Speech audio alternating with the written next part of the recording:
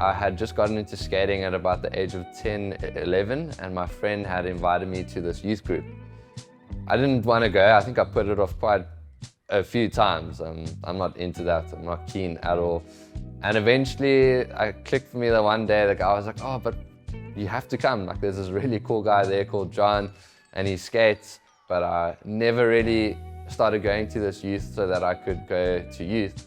I absolutely went for the skating. I was hooked by the skating and met the coolest people ever there. I was like, whoa, like, I can't believe that I'm meeting cool Christian people. Like, this is unheard of.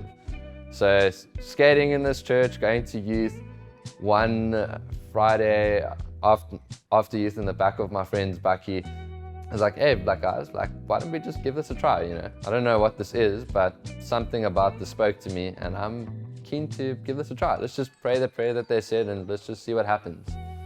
So from the get-go from there, it was immediately like, okay, if you swear, we're gonna play this punching game, which is kind of his friends, like just trying to tackle all those like little, like, I don't know, like whatever you would call it kind of things. It's probably not the bigger heart issues, but just kind of dealing with these like little things of like, okay, we're gonna hold each other accountable, and we're just gonna dive into this thing.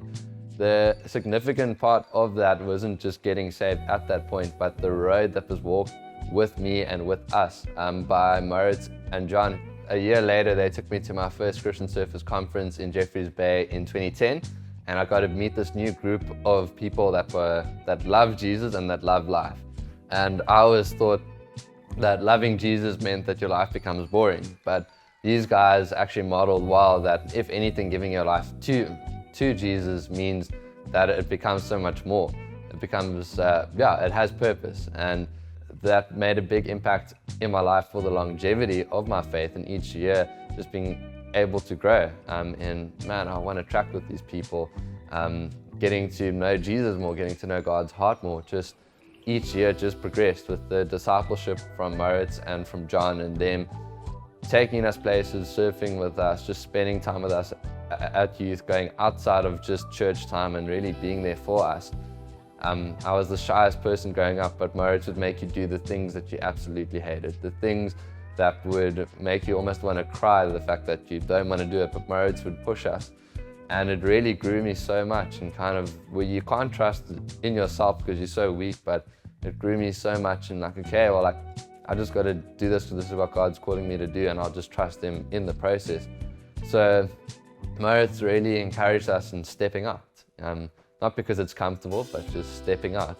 And today, as I get to disciple people in my role as the national director, or whether that be within my local church, is just to be reminded of that simplicity of Moritz and John just showing up, being available for us and spending time with us. Not because their lives were great, but in despite of whatever they were going through, they were consistently there for us. And it really gives me the tools to now today going, it's as simple as that, is to show up, just to show up for people, to be available for God to use you. You don't have to have it all together. You don't have to have all the great tools.